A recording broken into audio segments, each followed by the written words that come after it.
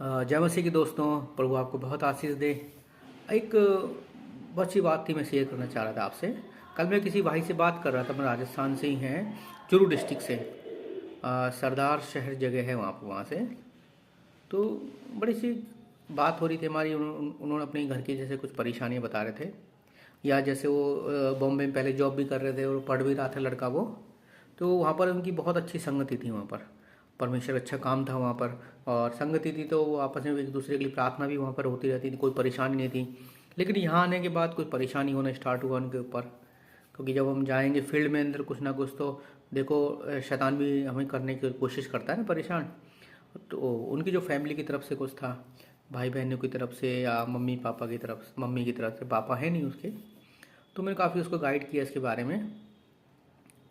तो उनकी कोई इविल स्पिरिट का अटैक है, जो जनरेशनल कर्सेज हैं वो भी हैं।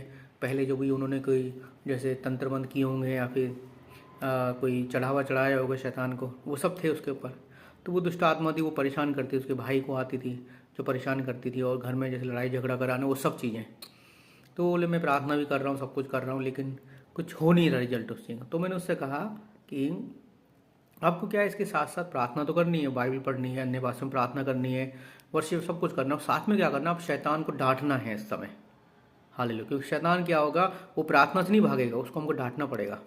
तो मैंने समझाया उसको सारी चीज़, वो समझा उस चीज़ को। तो मैंने प्रार्थना किया, कम से कम आधे से पौन घंटे की हमारी प्रार्थना हुई उस समय।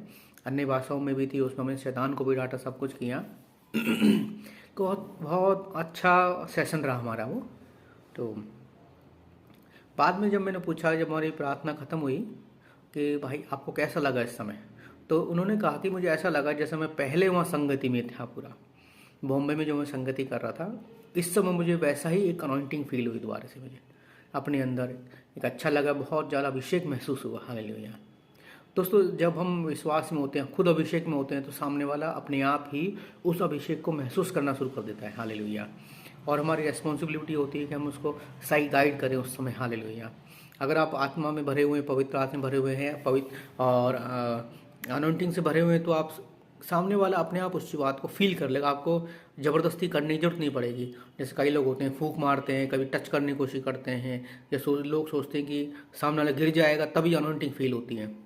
ऐसा कुछ नहीं है दोस्तों। अगर आप किसी के लिए फ़ोन पे प्रार्थना करेंगे तो उसको उस समय अनॉइंटिंग फील होगा। हालेलुया।